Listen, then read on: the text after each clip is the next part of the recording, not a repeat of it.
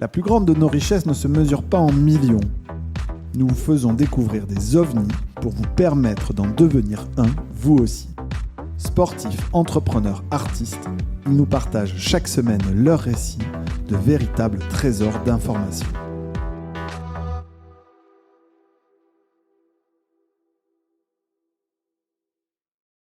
C'est bon ? Si tu veux. Ouais. Moi, je suis toujours sans...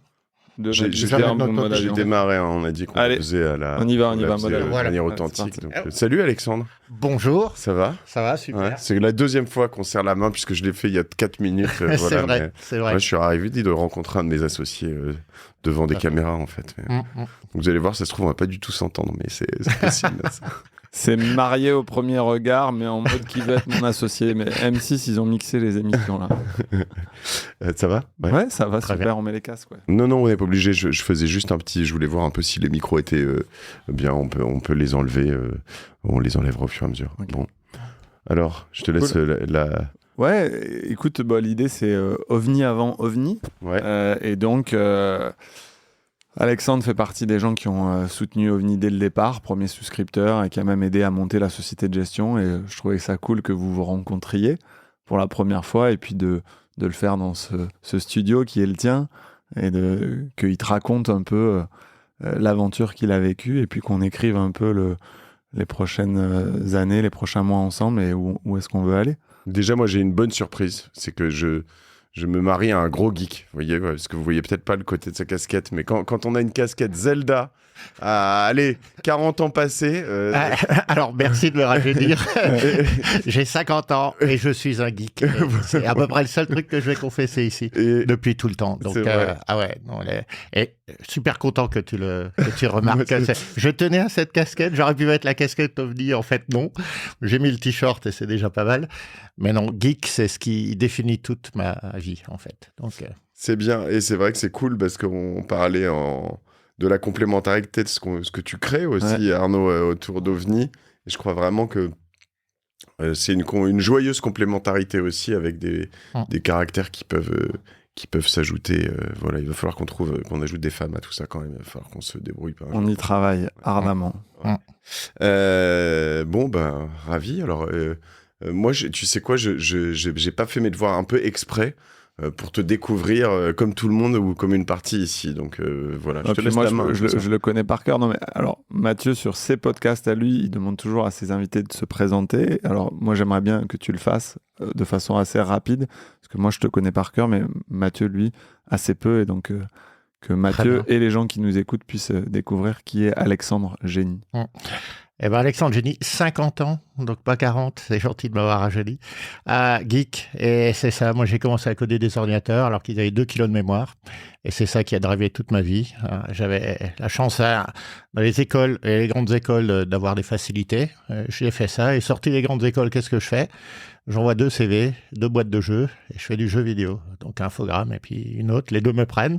Je choisis un infogramme par proximité. Bruno Bonnel, de toute façon, mon patron, qui maintenant fait quelque chose de sympathique pour la tech, en fait, en général en France. Je passe 5 ans de bonheur là-bas.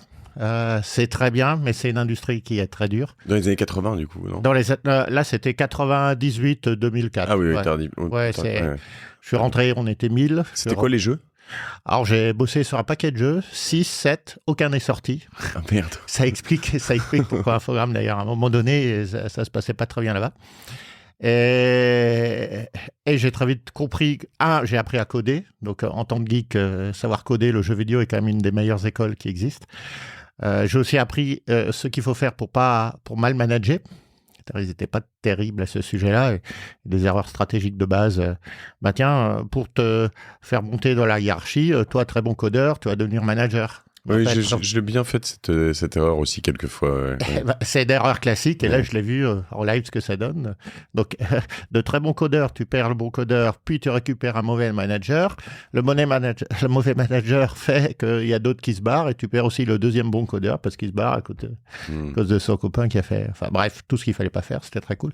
Par contre, c'est une vraie école de vie pour savoir faire travailler des gens d'univers très différents ensemble. Parce qu'en fait, on arrive, c'est ultra riche d'un musicien, d'un lead artiste, d'un codeur scénariste, d'un mec qui font des projets, etc. Comment tu fais travailler des gens qui viennent d'horizons de cultures différentes pour finalement sortir un jeu qui est en fait une œuvre de dingue, quoi.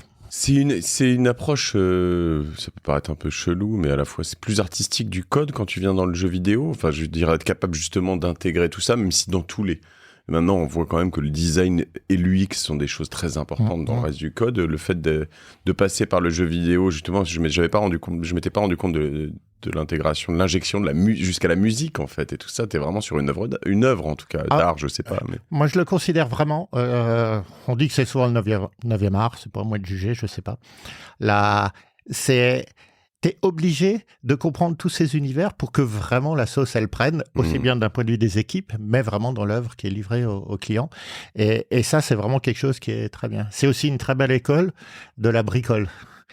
C'est-à-dire, il faut aller vite, t'es sous tension, il faut faire ça bien, t'as pas forcément toujours le temps. Et du coup, tu découvres des astuces qui sont des astuces, mais qui sont éminemment efficaces pour pouvoir bien faire les choses dans tous les domaines. Et ça, j'ai bien aimé. Moi, je me souviens de cette époque-là, un jeu qui s'appelait Phantasmagoria. Tu te souviens, ça te parle ce jeu, non? Non, mais en effet, c'était un des premiers avec vraiment un univers artistique assez fou. Désolé, je peux pas vous aider. Cette époque-là, l'Infogrames, c'était connu pour Virali, qui était un studio extérieur, mais qui avait rejoint, ou Alone in the Dark. Voilà, c'est connu. Ouais. Moi, j'en ai fait des trucs sympas. Mais moi, je t'ai connu sur ta vie d'après, tout à fait. Après cette période-là, tu peux la raconter? Oui. Color? Oui. Alors, Color, grosso modo, c'était la réponse c'était ma réponse au sujet de Je me suis fait licencier, c'est très clair, et j'adorais la photographie. Et j'avais commencé à explorer parce que j'avais déménagé dans les montagnes, en Savoie. Et je me suis intéressé à la photo panoramique quand il y a eu le changement, on passait de l'argentique au numérique. Donc je faisais des grands panoramas comme ça, et j'avais fait un petit produit que j'ai mis gratuit sur le web pour pouvoir faire des panoramas automatiques. Donc ça, je faisais ça, moi j'ai peut-être utilisé, donc tu faisais plein de photos, tu les injectais dans un truc et il te ressortait une belle grande photo. Donc il te collait les pixels qu'elle exactement, de l'assemblage d'images. Eh ben, t'as peut-être utilisé mon produit. Ouais, probablement. Ça s'appelait Autopano. Ah, Autopano, oui, grave, je l'ai complètement utilisé, Autopano. C'est nous. Okay, voilà, donc c'est ça. Et c'était exactement la frustration. Je grimpais dans les montagnes le week-end, je montais. Tu le téléchargeais en local, hein. C'était .dmg ou .exe, enfin... Exactement. C'est un logiciel qui était standalone desktop. Hein. Il n'était pas dans l'époque du SaaS du tout. Hein. Et voilà, j'ai créé ça. Du jour au lendemain où j'ai lancé le premier Autopano, la boîte était rentable. On était 2, 3, 5, 10. Et j'ai monté la boîte tout seul. Je l'avais payé, tu crois, ou je l'avais hacké en gratos? C'était possible, non? C'est possible aussi. Moi, je l'avais pas payé. Voilà. Je confesse, en 2008, 2009, c'est possible, j'avais pas payé. C'est une stratégie pour pouvoir imposer un produit. C'est que tu laisses un peu les hackers faire et avoir des générateurs de clés, etc. Mais pas trop. Tu rajoutes un peu de frustration de deuxième niveau. Ouais. Et du coup, la viralité prenne parce que en fait, c'est super fun de faire des panoramas et de s'amuser derrière. Donc, on avait fait une stratégie sur la protection du logiciel un peu spécifique et ça a très bien marché. Bon, Color 25 Tech. C'est ça, 25. Une dizaine de collaborateurs sur les autres sujets. C'est exactement ça. Color, alors il y a un épisode qu'il faut que je parle qui est l'après-Color, mais grosso modo, avant Color, on était 30 personnes. Grosso modo, 20 tech, que des geeks. Ça, c'était Autopano ou c'était... Non. Il y avait Autopano, il y avait Panotour qui est le logiciel de visite virtuelle qui est derrière, et derrière, il y a Autopano Vidéo qui est arrivé, où on faisait de l'assemblage de vidéos comme on fait de l'assemblage d'images, en fait. Donc, tu pouvais filmer avec plusieurs caméras, des scènes connexes pour avoir un plus grand champ? Exactement, c'est ça. Ok. Et le champ pouvait aller jusqu'à 360 degrés, donc vraiment la sphère complète. Et c'est quand on a lancé en fait tout ce côté vidéo 360, il y a une boîte qui s'appelle, pas connue, qui s'appelle Meta, qui a racheté Oculus 2 milliards. Ouais. Et là, le VR est devenu quelque chose. Ok. Ça, c'est en quelle année? Ça devait être 2014. Okay. 2014. Et 2014, le VR, dans le cycle de Gartner, là, il commence à prendre le truc de hype au-dessus. Et là, nous, la boîte un peu leader mondial sur ce sujet-là, qui était capable de créer des contenus à destination de ces casques, mais à peu près tout le monde qui nous tombe dessus, quoi. Incroyable. Et là, à un moment donné, t'as Facebook qui te contacte, il dit « Ok, machin, t'as Adobe, t'as YouTube, t'as GoPro, t'as Sony, t'as HTC. » En fait, la question n'était plus la question est-ce que je reste indépendant. Moi, j'étais tranquille dans les montagnes, on s'amusait bien, on avait une Vous team étiez spirit. tous ensemble là-bas? Oh, on Ou était vous étiez tous. Ah non, il n'y avait pas de remonte à l'époque. Ouais. Ok, pas de remote, ok. Et ça, c'était en Savoie, au pied des montagnes. Aucun problème de recrutement. On était une boîte de tech super pointue. On adorait ce qu'on faisait. On était state of the art, donc vraiment les meilleurs des meilleurs. Je recrutais jusqu'au Canada et les mecs qui venaient chez nous juste pour venir au Savoie, quoi. C'était assez facile, quoi. J'ai vu Fatal Bazooka récemment, ça me fait penser à... Hier, sur le groupe WhatsApp, je prends une photo d'Alexandre, je l'envoie à 15 souscripteurs du fond et je leur mets, il y a un mec qui représente le hardcore de la Savoie à Paris.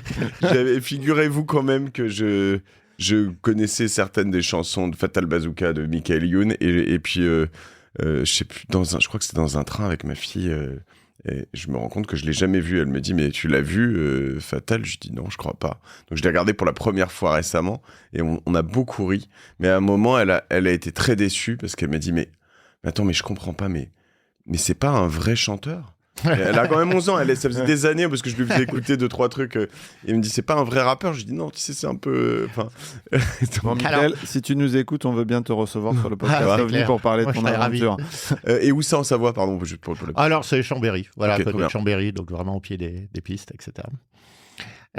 Et donc 2014, ce sujet arrive et la question c'est avec qui tu te maques, quoi. Et là il faut faire des choix et des choix qui étaient plutôt éclairés. Donc moi j'ai dit d'abord on va discuter, c'est quoi le projet? Pourquoi vous venez me voir? Ensuite, c'est quoi la liberté que je pourrais avoir? Qu'est-ce que vous me garantissez? Les moyens, etc. Et ensuite, on parle de toutes les choses, de valeurs, alignement de valeurs. C'est hyper important, les valeurs. Parce que dans une culture, dans une boîte, et tu as une autre boîte qui te prenne, genre Microsoft, culture du logiciel, très pointue, brillant, etc. Mais on aurait pu être une toute petite division dans une boîte de 100 000 autres développeurs, quoi.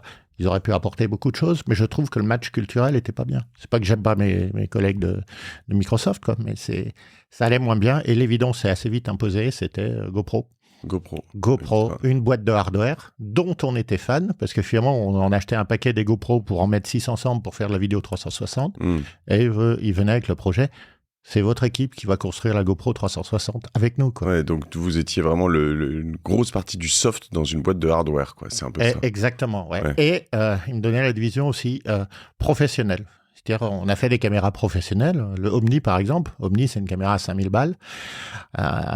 360 professionnelle, c'était la première avec une vraie synchronisation, une vraie synchro, on appelait ça, entre toutes les caméras. Sachant que c'était vraiment le problème, moi, que j'avais, j'ai eu une GoPro assez tôt, je sais pas, là, 2 ou 3, c'est quoi, 2011, 2012, quelque chose comme ça, je dirais. Oui, c'est ça, les premières, ouais. Et en fait, j'ai quand même assez vite identifié un problème fondamental. Bon, il y en avait deux. C'est que le premier, j'étais pas aussi bon en ski que les mecs qui portent des GoPro, donc je ne saute pas de 40 mètres de haut dans une avalanche, donc du coup, ça donne pas des images moins cool. Voilà, tu sais, sur ma piste verte, comme ça, c'est moins bien, soit. Mais après aussi, tu vois, il y avait quand même cette histoire, tu te retrouves avec plein d'images, plein d'images, tu sais pas trop quoi en faire, et en fait, bon bah, tu passes ta semaine avec ta GoPro comme un con sur la tête, sur tes pistes vertes, puis à la fin voilà, et donc en fait, il y avait quand même une histoire logicielle derrière pour être capable de faire des choses top. Ouais. Et c'est là, ils ont exploré plusieurs pistes. Donc, moi, j'étais vraiment sur la partie 360, mais en parallèle, il y avait d'autres divisions, dont des boîtes parisiennes aussi qu'ils avaient racheté ici. Une boîte qui s'appelait Stupéflix. Oui, bien sûr. Tout à fait. Nicolas Stigman. Et qui, eux, faisaient un espèce d'application mobile de montage un peu automatique. Parce que ils vous ont racheté en même temps, à peu près. Hein. Quasiment. Ça a été annoncé, en tout cas, en même temps, je crois. Lui, c'était 6 mois plus tard. En fait, ils ont fait un rachat en même temps que moi, qui était une division de DxO. DxO, qui est le leader mondial de la qualification de la qualité des images. Ils ont acheté la branche Embedded, qui s'occupait d'algorithmes vraiment intégrés dans la caméra. Intégrés dans la caméra, ouais. Très belle division. Et du coup, ça, ils l'ont fait en même temps. Et Stigman, j'ai participé en fait à l'audit avant de les racheter. C'était genre 1 an après. Ouais. Et c'est ça. Alors, oui, sur la GoPro, c'est toujours ça. Si le montage automatique, tu as 4 heures de vidéo. Où est le moment intéressant? Pas si facile à identifier. Il y a des bons algorithmes aujourd'hui. À l'époque, c'était moins vrai, je confesse. On en parlait avant l'épisode, c'est en train d'être complètement bouleversé aujourd'hui. On a tourné un épisode hier, on le met dans un outil, ça fait des sous-titres automatiquement, ça fait même les timecodes, on publie le truc sur YouTube. Tout ça est en train d'être vraiment bouleversé. Ah bah, c'est clair. Moi, je continue à être... j'ai le mode de service autour de la computer vision, donc vraiment l'analyse des images. Mais en fait, tout ce qui va permettre de faire un montage beaucoup plus automatique en analysant les images, qu'est-ce qui se passe, quel est le ton de la parole, quels sont les mouvements de cette image-là. Il y a plein de façons de récupérer le moment intéressant. Ouais. Une des astuces que je donne dans la caméra, c'est que c'est très facile de savoir si on est en 0G. En 0G, c'est-à-dire que la caméra est en apesanteur grâce à l'accéléromètre qui est dedans. Ok. 0G, c'est quand tu sautes. Ok. Facile. Ouais. T'es en apesanteur. Et ben ça, c'est quelque chose que tu as gratuitement avec de l'IA directement, pas sur la piste vidéo, pas sur l'audio. Dans le vraiment device. directement dans le device, Ouais. dans l'accéléromètre, qui te donne les vibrations en fait de la caméra. Mais ça, c'est le genre des astuces qui vont bien. Et aujourd'hui, c'est dans la vision par ordinateur. Est-ce qu'il sourit, est-ce qu'il dit des choses intelligentes? Quand tu fais du multinodal, de l'IA multimodal avec ça, tu fais des choses vraiment très bien. Ce qui est paradoxal, je me rends compte, mais là on pourrait entrer dans une discussion de vrais geeks, mais je vais quand même ouvrir cette porte et on en parlera plus tard, mais c'est que, tu vois, je me rends compte sur mes contenus longs en studio que c'est beaucoup plus compliqué. C'est-à-dire que, en fait, tu vas voir les sourires, certaines choses. Je voyais un truc de chez c'est Microsoft qui a sorti un truc où... alors, ce que je veux dire, déjà, c'est sortir le contenu intéressant. Oui. C'est pas simple, parce que Non, sur c'est 3 pas heures, en fait, qu'est-ce qui est vraiment intéressant ? C'est du fond, c'est plus de la forme. Et sur la forme, à un moment, je voyais sur ce truc qui est un extrait d'un logiciel Microsoft dont je saurais sortir le nom, il me dit, l'invité est angry, elle est fâchée. En fait, c'est une jeune femme avec qui on parle d'augmentation de salariale, et puis elle parle de son boss, et puis il dit, oui, tu vois, elle met des sourcils comme ça, et puis elle part comme ça. Alors, elle est pas du tout fâchée, c'est vraiment, elle joue un truc dans la négo, tu vois, il y a un moment, et donc, le logiciel interprète ça fâché. Moi, je vois, dans 80% du temps, 70%, elle est fâchée. Je me dis, qu'est-ce qui se passe, what the fuck? Et puis à chaque fois, je la vois, elle est toujours comme ça. Tu te dis, ah ouais, c'est marrant. Bref, c'est pas si simple. C'est peut-être plus simple dans le plein de l'extérieur. Et c'est beaucoup dans l'interprétation et justement comment tu vas entraîner ton IA par rapport aux data que tu as. Sur une des startups dans lesquelles je travaille, en fait, on fait de l'analyse justement d'efficacité de pubs. Donc des pubs, c'est des séquences de shots. Et ces séquences de shots, simplement en changeant le montage, en inversant, en mettant des choses les autant, en fait, le reach derrière, ça va nous dire, OK, c'est plus efficace ou pas. Et en fait, ça te permet de remonter carrément sur la segmentation des personnes, qu'est-ce qui pourrait être intéressant. Et ça se fait parce que la mesure est plus simple que finalement d'autres choses, quoi. Moi, ce qui me fascine dans ton métier, dans ces métiers, c'est la profondeur philosophique ou même sociétale de ce que tu fais. Tu as forcément réfléchi, mais tu es quand même tu travailles dans l'interprétation du monde réel pour une machine. Ce que je veux dire, c'est que l'intelligence artificielle, aujourd'hui, on sait tous que ce qui lui manque potentiellement, c'est un peu une interprétation quasi en direct du monde réel et être capable de traduire, de comprendre des interactions humaines dans la tristesse, la colère, la beauté, des tas de choses, de les interpréter, c'est vraiment... peut-être et de ressentir, alors peut-être pas avec les doigts et tout ça, mais au moins avec l'image, c'est quand même une des percées importantes que fera l'IA dans les prochaines années, ou qu'elle a déjà fait, peut-être. Ça c'est déjà fait, clairement. Il y a des choses, c'est très marrant, il y a des IA, tu mets ton écran, dans l'écran, tu affiches quelque chose, et à côté, tu as le texte qui s'affiche de ce qui est en train de se passer et qui peut même te conseiller, quoi. Tu as un chat GPT qui t'aide à conseiller à utiliser, par exemple, un logiciel, alors qu'il n'a pas découvert, etc. Ça, c'est le genre de choses qui arrivent. Là, ce qui est très important, en fait, c'est où tu places la ligne jaune. Il y a plein de choses que tu peux faire à partir d'une image ou de l'IA sur du son ou sur des autres modalités. Où c'est que tu t'arrêtes ? Je publie de temps en temps sur LinkedIn quelques informations et il y a un papier que j'ai vu qui semblait, et là, clairement, pour moi, c'est une ligne jaune à pas passer. J'explique le papier. Tu prends un IRM, tu mets quelqu'un dedans, tu lui montres une image. L'IRM mesure le signal du cerveau lié à cette image-là. Tu apprends une IA qui fait ça, tu ôtes l'image et tu reconstitues ce qu'il pense, le gars. Ouais. Donc, tu mesures le signal, tu reconstitues. Donc là, tu as la lecture de la pensée. Mais il faut un IRM, ça coûte encore 2 millions. Mais on n'est pas loin d'avoir ceci avec d'autres technologies. On voit très bien les petits périphériques qui commencent à se faire, où tu mets une espèce de casque et tu peux piloter une petite voiture juste avec la pensée. C'est intéressant pour les RG, ça, sur les interrogatoires. Où est la ligne ? Il n'y a même plus d'interrogatoire, on va faire une lecture. En fait, tu as un écran et tu as l'image de sa pensée. Bon, est-ce qu'après 20 minutes de discussion, tu comprends pourquoi un VC généraliste a besoin de gens comme Alexandre Bien sûr. pour bien sûr. décrypter les sujets, pour aller en profondeur. Toi qui le rencontres pour la première fois. Moi, Oui, je bien sûr. le côtoie depuis la session à GoPro Ouais, c'est et ta vie d'investisseur en start-up, d'incubateur Tout à de fait. start-up avec aussi ton bâtiment dans les Alpes. ça. Et après 20 Mais minutes, Oui, je comprends. Mais on c'est pourrait aussi rester cette 3 relation, heures, tu vois, qui 5 m'étonne pas. 50 Entre minutes. toi et lui, entre toi Ça et va des être court. artistes et beaucoup de gens autour de toi, c'est aussi cette curiosité qui fait que aussi, je pense qu'Arnaud a ce talent de connecter des gens d'univers très très différents. Ouais. On a dit hier qu'on se brossait pas dans le sens du poil. Non, mais bon, Et- je te taclé hier aussi. Bon. Donc, Alex, je t'ai allez, pas taclé raconte-nous. d'entrée sur Zelda, je l'ai Donc- juste noté, tu vois. Mais je me suis mis, je vais pas lui en mettre un les deux pieds devant tout de suite. Moi, je lui avais Hein, dit de parce pas que- mettre la casquette. Donc, c'est bon, on avait eu Ah le non, débat bah, tu avant. vois, moi justement, je pense qu'il faut absolument être la Ah casquette. non, il faut mettre. Bravo. Ça fait partie de moi, Bon, merci. ouais, désolé, moi j'ai mis la veste et tout. moi. Alors Alex, raconte-nous Alors- ta vie d'investisseur avant OVNI. Parce que Non, mais dans attends, le OVNI avant Juste OVNI. pour débat casquette, veste et tout ça, si vous voulez trouver des VC qui sont tous en veste avec la doudoune, il l'a aussi, la petite doudoune sans manche qui met en dessous, il y en a plein. Donc allez-y, si vous voulez aussi avoir des VC avec Alexandre Génie et sa casquette Zelda et puis ma gueule de je sais pas quoi, et ben il y en a d'autres. Tu vois, il y en a pas beaucoup, il y a que nous, c'est Ouais. les ovnis, voilà. Eh ben, OVNI, d'où le nom. Quand tu reçois un bon paquet d'argent, voilà, de GoPro, c'est effectivement ce qui est arrivé. Tu as deux solutions. Quand tu te mets retraite sur les îles, etc., soit tu es entrepreneur, tu as envie de refaire des trucs. Et moi, je me suis posé... Moi, je pourrais penser Miami, Ferrari, C'est pas mon truc. Et de nouveau, il y a chacun se réalise... 50 comme il Cent à fond dans la... Pardon.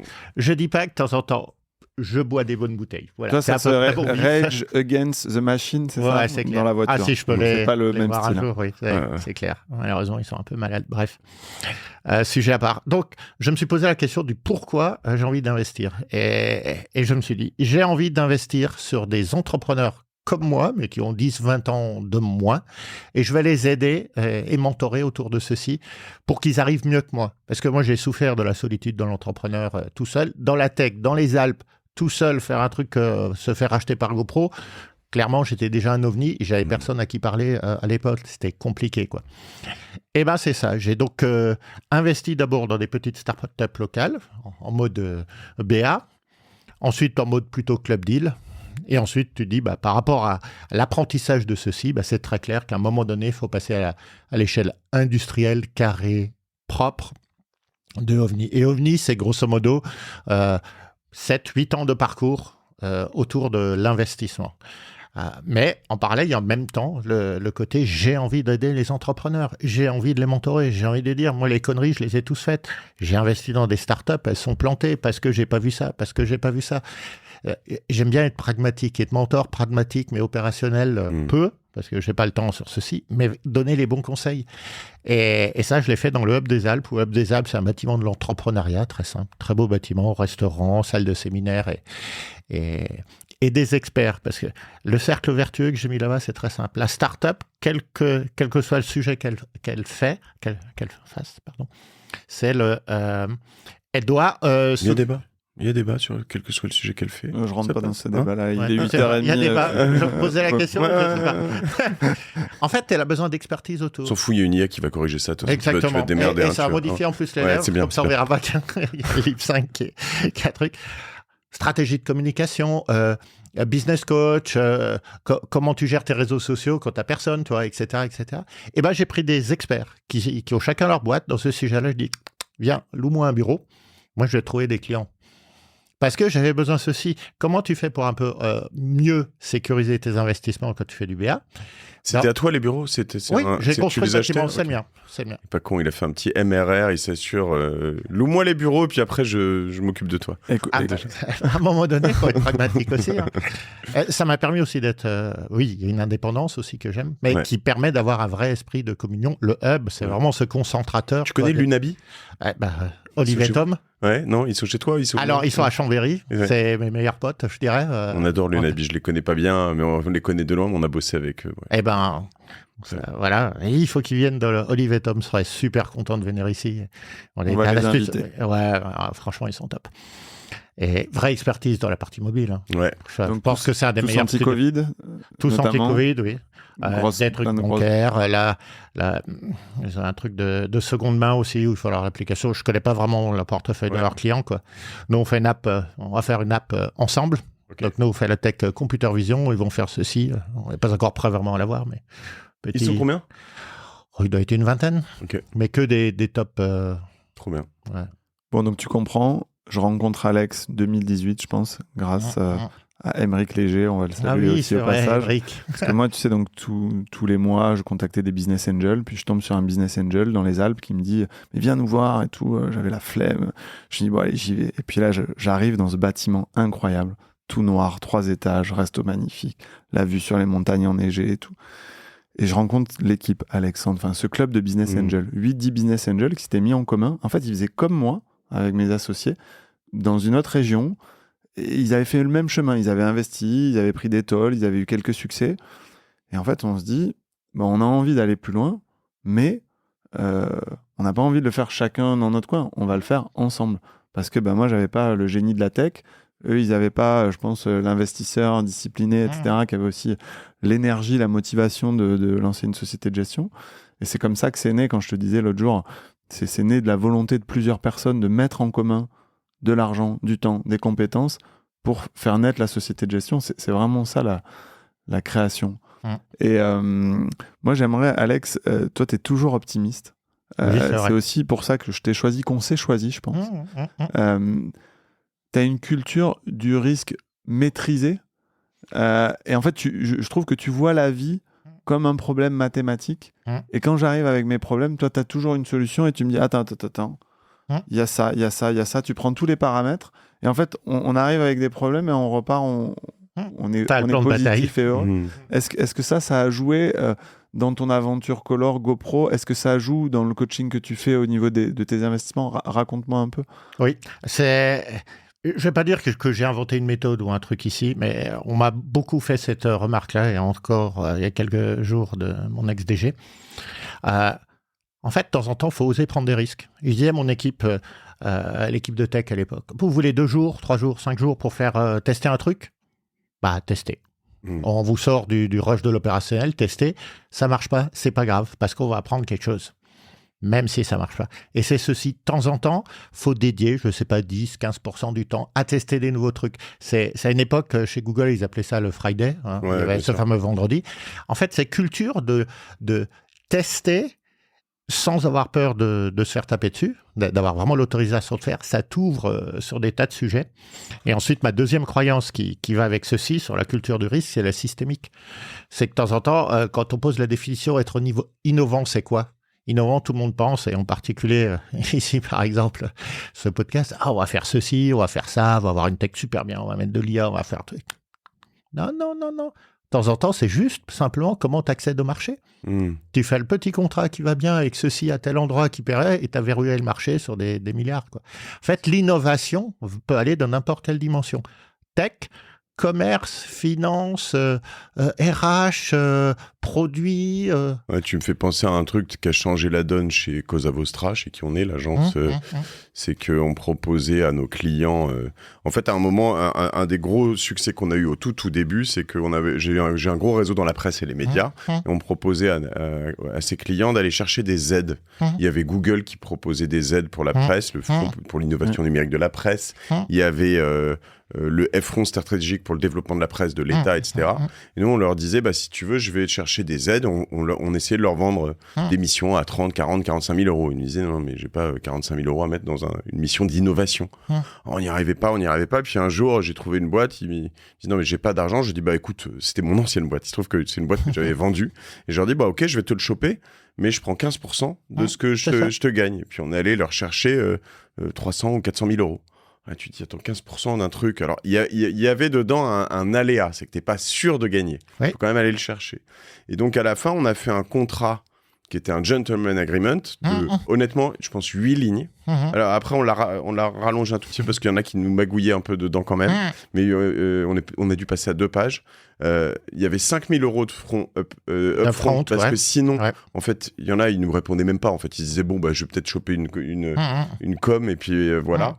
Et ça marchait hyper bien. Mais je trouve que c'est... c'est vraiment. Et le premier dont tu parlais, c'était quoi, pardon, avant l'innovation?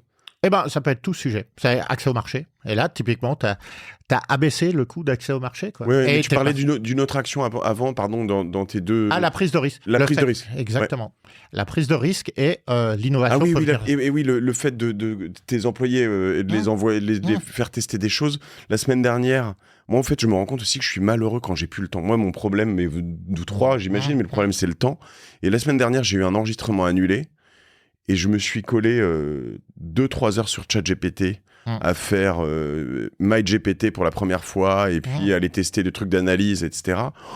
Mais je me suis tellement régalé, en fait. Et j'ai testé plein de trucs de ouf. Et en fait, pas faire ça, moi, ça, en fait, il y a un moment, ça me rend presque malheureux, tu vois. Enfin, j'exagère un peu, mais découvrir comme ça, j'ai des bouffées de... Ça fait exploser ta créativité, quoi. Je pense que les chefs d'entreprise, c'est des explorateurs. Et moi, ce que j'aime chez toi, Alex, et c'est pour ça que je suis content qu'on fasse ces premiers épisodes avec toi, pour que les gens qui nous suivent, qui te connaissent déjà, mais découvrent aussi un peu les coulisses de ton parcours et de OVNI avant OVNI, c'est ce côté explorateur. Et avec ce côté toujours optimiste. De se dire, je prends des risques, j'explore, je les assume, j'y vais avec mes fonds propres. Et c'est hyper courageux. Enfin, moi, c'est ce que j'aime chez toi. Merci beaucoup. Je te l'ai déjà dit en privé et je le dis en public. Bon, voilà, je suis amoureux de ce mec, il est trop fort. Merci. Je voudrais rebondir un truc sur ce que tu dis. Il y a quelque chose que j'ai beaucoup formalisé, j'ai travaillé pendant très longtemps, c'est ce qu'on appelle le rhythm of business. Et le rhythm of business, c'est comment tu gères ton calendrier. Moi, en opérationnel, j'ai 5 boîtes, tu vois. Donc, mon calendrier, tu pourrais dire, tout le monde dit, il est super chargé, etc. Il y a quelqu'un qui me contacte, dans les 2 jours, il a 1 heure de rendez-vous avec moi. Comment tu arrives à faire ceci? En fait, il faut vraiment que tu décides, je suis ouvert aussi aux nouveautés qui peuvent arriver de n'importe quel vecteur. Des personnes, un rendez-vous qui débarque dans le bureau, etc. Et c'est ceci. Et je m'arrange dans les calendriers aussi de passer, c'est grosso modo une demi-journée toutes les 2 semaines, de comment mieux faire les choses. Et non pas comment faire les choses. Il y a faire et comment mieux faire. Si tu sanctuarises ceci et que sur chaque rendez-vous, chaque demi-journée toutes les 2 semaines, tu fais juste 2% mieux, 2% mieux, ce mécanisme-là, c'est rentable en un mois. T'as pas besoin de faire plus, tu vois. Et ça, c'est hyper important. C'est comme ça que tu deviens meilleur. C'est parce que tu t'occupes de faire des explorations avec chaque GPT. ChatGPT Vision, faut que tu regardes celui-là, il est multimodal, il est assez dingue. Tu mets une image, tu peux la modifier avec ça, tu peux comprendre des choses dessus. Il y a des choses qui sont vraiment en train de... Mais il faut jouer. Parce que quand tu joues, comme tu connais tes opérations dans ton métier, si tu joues avec des choses comme ceci, imagine, tu trouves un truc qui te gagne 1 demi-heure. Non, mais oui, mais c'est évident. Il ne faut pas passer à côté, quoi. Non, mais c'est ça. Ce qui est fou, en revanche, c'est que c'est aussi bon, alors on va pas rentrer dans le carter de ChatGPT, mais c'est toute la merde que ce truc est capable de faire. C'est-à-dire que là, hier, je lui ai envoyé un organigramme pour voir, tu vois, il me sort des analyses derrière, mais qui sont nulles, mais fausses, en fait. Mais pas nulles, c'est fausses. Enfin, il reprend des chiffres, il les applique à des trucs. C'est assez drôle, quoi. C'est tout l'intérêt de jouer avec. Moi, ChatGPT, je donne cette parabole de l'arbre. En fait, c'est comme discuter avec un dictionnaire. Pourquoi tout le monde est vraiment très intéressé à ces trucs-là? Il dit, putain, il voit des choses, j'avais pas vu, etc. C'est vraiment ça. Toi, dans ton univers, tu as discuté avec des gens, tu as fait ceci, et tu as vu que quelques branches de cet arbre de la connaissance humaine. Lui va te montrer toutes les branches. Ouais. Et ça, c'est bien. C'est-à-dire, dans l'histoire, toi, tu as peut-être fait l'histoire française, mais l'histoire allemande, l'histoire coréenne, tu connais que dalle. Ouais. Lui, il a vu. Et il y a quand même des leçons à prendre. C'est vrai. Et il a fait c'est un dico. C'est comme discuter avec le dictionnaire. Donc, ce qui est bien, c'est que ça t'ouvre les horizons sur les choses que tu n'as jamais vues. Mais de façon sommaire. Et souvent, ce que les gens se trompent, je fais ceci, ils doivent pouvoir analyser l'exemple que tu as donné, une hiérarchie qui était comme ceci, ça marche pas. C'est normal parce que là, on est au niveau de l'expertise. Ouais. Et c'est la petite feuille, on n'est pas au niveau de la branche, au niveau de la feuille, toi, dans ton arbre. Et expert, il est obligé d'inventer parce qu'il n'est pas encore à ce niveau-là. Donc, il est bon à quoi? Quand est-ce qu'il y sera? C'est ça la question. Alors alors moi j'ai mes propres horizons. Je pense que dans 5 ans, c'est plié. Les GI, on l'aura, quoi. Mais ouais, je suis pas ceux qui sont dans qui font ces recherches-là. Je regarde les papiers de recherche, ça m'amuse beaucoup de regarder tout ceci, mais je fais pas cette tech-là, quoi. Cool. T'as des questions, Mathieu? Moi, j'ai ma petite liste, mais vas-y. Vas-y, continue, parce que sinon, moi, je suis capable de... Prendre toute la place. Sur ta culture du risque, Oui. quand on lance OVNI, tu fais partie des gens qui réunissent 8-10 potes entrepreneurs dans les Alpes, Oui. à qui tu dis moi j'investis dans le fond, je mets quelques centaines de milliers d'euros. Est-ce que vous voulez venir avec moi? C'est pas mal. Ça va. Plus C'est le plus que moi. financement de la société de gestion en partie au moment où il n'y avait rien. Et du temps. Et beaucoup de temps. Et en fait, il je a pense pris le tac je vais pour te lui, dire- mais c'était je vais juste. te dire que Alors, je vais te dire que la valeur la plus je le importante, vois, je au-delà le de vois. l'argent, c'était le temps. Et donc, tu convaincs ces gens-là de te suivre dans un projet qui est au tout début. Et dans les 20 premiers souscripteurs, il y en a 5 ou 6 qui sont tes proches. Ça représente 3-4 millions. Comment tu fais à ce moment-là? Raconte, parce qu'on essaye de raconter un peu les coulisses. T'as jamais été commercial? Pas vraiment, Pas vraiment, non. parce que ça se vendait tout seul. Et donc, tu fais des rendez-vous business Oui. dans les Alpes. Tu prends ta bagnole, tu vas voir des gens qui ont vendu des belles boîtes que tu connais et tu leur parles d'OVNI. Comment tu fais?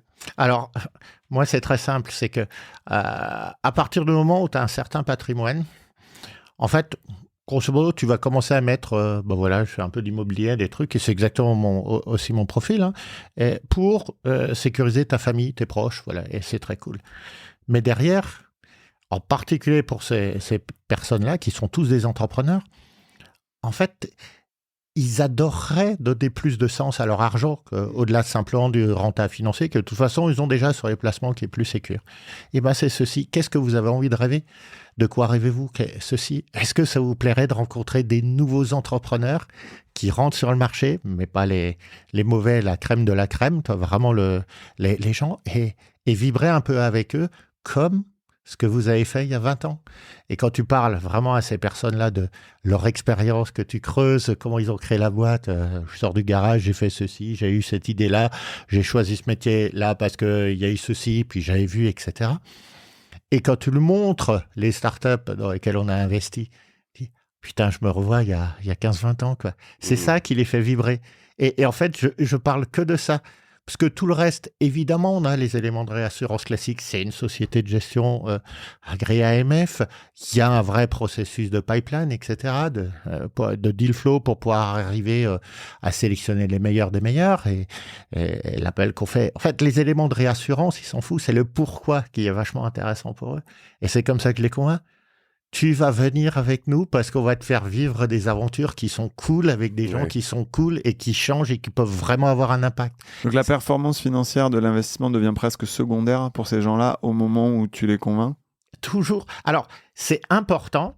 C'est une réassurance, c'est vrai, mais c'est qu'une réassurance. C'est le pourquoi qui est important, c'est au-dessus. Tu me voyais hésiter, mais c'est vrai que d'expérience, je me rends compte quand même que je la mettrais au primaire à côté, quoi, tu vois, ou un bis. Le secondaire, il serait quand même un tout petit peu exagéré souvent parce que,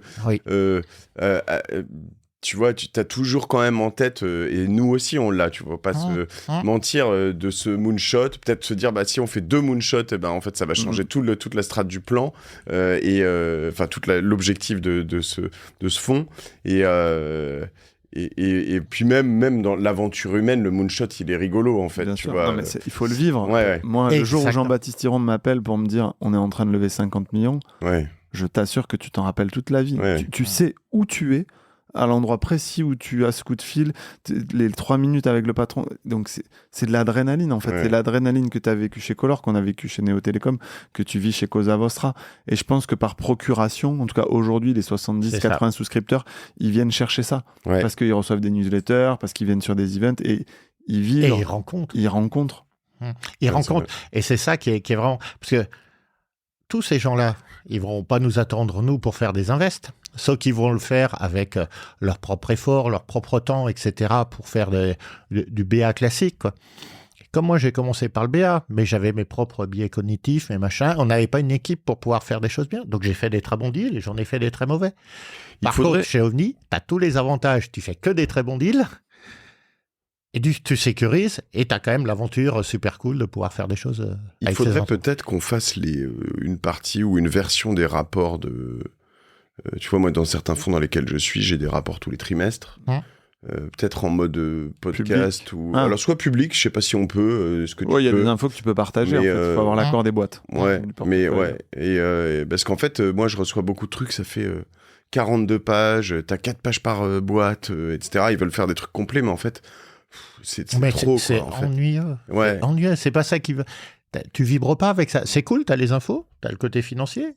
J'adore, c'est bien. Ok, le rapport. Mais à la limite, t'as 2 KPI. Faire au le niveau, show qui c'est va bien. autour. Nous, on a Mais prévu c'est de le faire le truc autour. rapport semestriel du fonds ici dans le studio. Hein. Très bien. Voilà, comme les vœux de Maurice Lévy et tout, on s'est dit on a un Non, studio. mais attends, on va le faire en à haut de la tour Eiffel, disposition, mec, voilà, on t'as va pas le faire. compris. Ouais, on va Bah, appeler- évidemment. on va Ça, appeler c'est l'esprit ovni. Oui. Allô Taïkris, est-ce que tu peux nous On va reprendre passer la Tour Eiffel les frais à 8%, hein, parce que 2% sera plus assez, mais on va bien se marrer. Cool. T'aimes bien casser les codes aussi, on en parlait juste avant. Ouais, c'est vrai. Tu casses les codes. Ouais. Une de mes forces motrices, c'est antitraditionnaliste. Ok. Donc, il y a traditionnaliste, celui qui suit les règles très claires. Le comptable, par exemple, c'est très bien. Lui, il s'éclate Il dans a suivre montré la vers toi, mais c'est pas sympa. Non, ça n'a rien à voir. Moi, je le mets là. Et moi, je suis antitraditionnaliste. Chaque fois qu'on me dit qu'il y a une règle, la première chose auquel je pense, c'est comment je vais pouvoir la contourner. Hmm. Comment je peux faire autrement, etc. Hier, j'étais une grosse T'es abonné Coyote ou non? Pardon. abonné Coyote. Tu vois les Coyotes, non, c'était... C'est marrant que tu dis ça. Il y a 2 jours, j'étais avec l'ex-fondateur de Coyote, Ah, très drôle. Ouais. William Edlin. Ah mais William, Je le salue. il faut qu'on l'invite aussi. Ouais. Moi aussi, ça m'intéresserait. Ouais. Ouais, il est Vas-y, top. Il est top. on te salue. Et on se marre. C'est marré ensemble. Bref, anecdote. Et c'est vraiment ceci, quoi. Faire autrement. Parce qu'en fait, en faisant autrement, il y a des choses. Je peux citer une anecdote, par exemple, à l'époque. Je voulais qu'on parle de la photo panoramique vraiment à haut niveau pour que tout le monde le voit. Tu fais de la pub, ça coûte tant, tu fais ça. On va penser autrement. On va battre un record, la plus grande photo du monde. Et on l'a fait à Paris. Paris, 26 gigapixels. Donc, grosso modo, ça a coûté du temps et 50 000 balles de matos. On a fait 11 millions de visiteurs uniques en une semaine. Le site il était plus fréquenté que Google cette semaine-là. Ça a coûté 50 000 balles. Une campagne de marketing comme ceci, c'était équivalent à 5-6 millions à l'époque d'euros. Tout le monde me le cite encore. Hier soir, dans une réunion, je dis c'est Ouais. vous la photo la plus grande du monde? Ouais, c'était nous à Paris, etc. Belles anecdotes ont été montées sur Saint-Sulpice, à shooter ça à 6 h du mat. Je m'en souviens, je crois. Ouais, mais Elle avait fait la une de pas mal de journaux, quoi. Voilà. Très bien. Faire autrement. Ça veut pas dire moins efficace, tu vois. Et faire autrement, passer un peu de temps à faire ça, c'est bien. Et ceux qui font les photos, extraordinaires de la Lune, là, très précises, ils passent par... Alors, c'est souvent des techniques qui mobilisent tout un paquet d'images, pas qu'une seule. Ouais. Une seule, tu peux pas faire grand-chose. Par contre, dès que tu les assembles, plusieurs ensemble, ou que Mais tu ils les passent par fais en même- autopanneau, je veux dire, ou pas forcément? Alors il y a non, c'est plusieurs- plutôt des C'est logiciels à la mano, spécifiques ok. à Astro. Ok. Parce que l'Astro, il y a des... Tu peux parler de Vaoni, c'était Ah bah, au bien sûr. conseil d'administration avec Exactement. des belles personnes et c'est une participation que tu suis, ouais. Ouais, exactement, c'est une très belle start-up qui font des smart télescopes. Mhm. Smart télescope, c'est un bel objet blanc. Tu poses dans ton jardin, tu prends ton téléphone et te dis, OK, ce soir, tu es à cet endroit-là, tu peux voir ça, ça et ça. Qu'est-ce que tu veux voir? Tu cliques, cet objet, chut, il pointe automatiquement en live sur le téléphone. La première fois que tu as cette expérience-là, moi je l'ai fait avec mes enfants. Et c'est même pas moi qui ai installé le télescope, c'est eux qui disaient, je vais installer là, je vais m'en occuper, etc. Putain, on a vu la première fois, c'était M52, un des grands classiques, quoi. Et tu vois ça apparaître en live depuis ton Et jardin. la qualité est dingue ou... Et la qualité est très très bonne, Tu peux en sortir des photos? Ah, Bah, bien sûr, des photos. Bah, c'est Non, le mais but, on c'est va- de l'astrophotographie. On en Ouais. parlait avec Thibaut Elzière qui a investi dans le concurrent de Vaonis, qui Mhm. s'appelle Unistellar. c'est ça Unistellar, c'est ça. En fait, ce qui est incroyable, je trouve, en France, tu as 2 boîtes. Il y en a une qui est à Aix-en-Provence, l'autre à Montpellier, qui ont lancé des produits quasiment similaires et qui sont les 2 références aujourd'hui sur ce marché, qui est quand même un marché niche, hein, d'astrophotographie Mais mondial. qui se développe, qui est mondial. Et c'est vrai que c'est bluffant. On en a fait quelques-unes soirées OVNI avec ce genre de produits. Trop bien. Tu prends une claque. Bon, on s'éloigne un peu du sujet, mais c'est Oh, drôle. non, ça fait partie aussi de la découverte c'est le des jeu, non startups. C'est le jeu. On demande au chef Non, de podcast moi je sais, moi je suis le roi de la digression, donc après, faut que c'est les gens qui nous écoutent qui doivent... qui nous diront. Je crois que l'objectif aussi, c'est un peu plus que de parler de la tuyauterie des fonds, mais c'est de découvrir... on a fait un peu la tuyauterie des fonds dans le tout premier épisode, mais aussi découvrir les personnes et ce qui nous anime, et puis pourquoi on a une bonne équipe peut-être. Ouais, c'est intéressant. Tu parlais de Vaonis, mais tu le fais pour d'autres boîtes. Nous, on a ce modèle d'operating partner. Tout à fait. Ça, on peut peut-être rentrer là-dessus, expliquer en quoi il y avait cette stat. Je crois que c'est Charlie Perrault des Échos qui a sorti ça. Il y a 75% des fonds en France qui n'ont pas d'operating partner. C'est-à-dire que nous, on est dans la case des 25% des fonds qui s'appuient sur des entrepreneurs comme Alex, comme Mathieu ou d'autres pour accompagner les participations. Est-ce que ça, tu peux décrire un peu plus à quoi ça correspond? Exactement. Qu'est-ce que tu fais, etc. Ça vaut le coup de le réexpliquer. C'est exactement ça. Comment apporter de la valeur aux startups là où tu l'investis? Eh bien, à Vaonis, et je cite juste le rôle que je fais là-bas, je représente une partie des investisseurs là-bas dedans. 800 000 euros. 800 000 euros d'investisseurs regroupés dans une holding d'investissement, et c'est lui qui représente ces investisseurs-là. Et donc, je fais les boards tous les 3 mois, mais je fais sûrement un call avec le patron tous les mois, simplement, est-ce que ça va bien, etc. Et comme astrophotographie, moi, ingénieur de l'image, un des très bons dans ce milieu-là, etc., évidemment, la valeur ajoutée que j'apporte à Cyril, le fondateur, est juste évidente, quoi. En fait, et puis moi, je me rends compte dans la tech et dans l'entrepreneuriat, mais tu vois, même n'étant pas un expert technique comme toi, mais tu vois, ça fait quand même presque 20 ans que je monte des boîtes dans la tech, donc plutôt du côté business, mais enfin quand même, tu vois, dans les projets, dans les choses, je vois les idées que je peux avoir. En fait, tu te rends compte que sur un échange, tu peux faire économiser 6 mois à quelqu'un. 6 mois. 6 mois avec une équipe de 8 personnes, parce qu'en fait, tu voulais dire, mais attends, regarde ce truc-là où je connais machin qui fait ça, et en fait, tu as une connexion qui se fait. 6 mois, enfin 6 mois avec 6 personnes, c'est tu parles de 500 000 balles, quoi. Hein, donc, et c'est exactement ça. Et puis c'est même pas que l'argent, c'est la vitesse, en fait, d'exécution. Exactement. Le fait, ça revient à mon Hub des Alpes et le pourquoi des Hub des Alpes. Si j'arrive à donner les bons conseils aux startups aujourd'hui, en fait, au lieu de trouver le chemin tout seul, en fait, t'accélères. Ce qui est difficile, et t'économises. Ce qui est difficile, c'est que là, t'es complètement dans ce qu'on appelle du goodwill. C'est-à-dire que, d'ailleurs, je trouve que le terme est bien placé ici, goodwill. Mais de temps en temps, ces étincelles, ces petits éclats que tu peux avoir, ils sont tellement... Enfin, potentiellement, ni toi ni ton interlocuteur ne t'en rend compte, ni sur le moment ni plus tard, tu vois. De temps en temps, en fait, c'est juste des tours d'une discussion. Tu te rends pas compte des endroits où ça aurait pu t'emmener si tu avais continué dans une direction. Et pourtant, ils sont tellement importants. Les bons choix, quand tu es bien aligné. C'est exactement ça. Aller creuser pour l'alignement, pour être sûr qu'on fasse la bonne décision, pour avoir les bonnes données qui vont permettre de prendre la bonne décision. En fait, ce rôle de conseil, d'operating partner, c'est exactement ça. Et à un moment donné, juste une discussion peut rendre beaucoup plus efficace et permettre d'avoir cette espèce de clarté. Voilà, moi, je suis de nouveau, la systémique, c'est quelque chose qui est très important pour moi. C'est que je vais creuser toutes les dimensions du problème et à un moment donné, le patron, il aura, ah bah oui, ah bah j'avais pas vu ça, j'ai pas vu ça. Ok, je vais tester 2-3 petits trucs. Baf, la décision elle est dans 2 jours. T'as le plan d'action tout de suite, quoi. Mais quand t'as quelqu'un d'expérience qui est en face, qui te dit ceci et qui te donne, en fait. Je trouve ça fascinant en vrai quand il pense. Tu vois, j'y repense sur une histoire d'il y a quelques mois, une société qui allait pas très bien, mais qui s'en serait sortie, je pense. Et puis je parle au fondateur que je connais. J'avais investi dans la boîte et puis je lui dis, écoute, je l'appelle en me disant, il doit pas être dans un moment hyper facile, etc. Je l'appelle, je me souviens, j'étais juste en bas là avec mon vélo devant, j'avais vraiment pas le temps. J'avais 2 minutes, 3 minutes, puis je l'appelle, il me parle, et puis il me raconte un ou deux trucs, puis je pense à quelqu'un d'autre, et je lui dis, tu sais quoi, je vais quand même en parler à cette boîte parce que ça pourrait les intéresser. Et en fait, 3 mois après, l'autre boîte les a rachetés.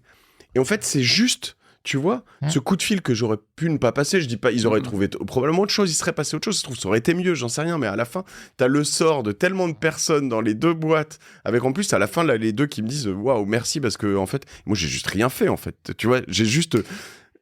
Pour toi, c'est rien. Dans leur univers à eux, c'est beaucoup. C'est fou, non, c'est vrai que c'est fou, ces petites... Et c'est pour ça que je m'impose le fait de pouvoir régulièrement faire des rencontres avec des personnes nouvelles.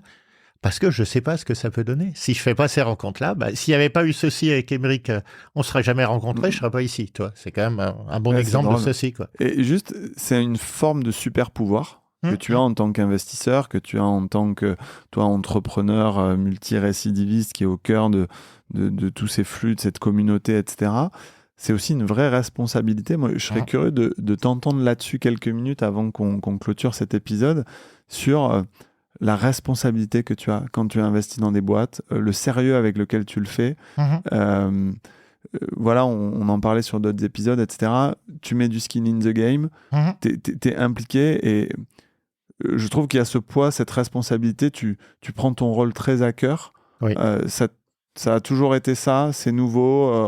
Raconte-nous et puis après, comme ça, on clôture cet épisode. Très bien.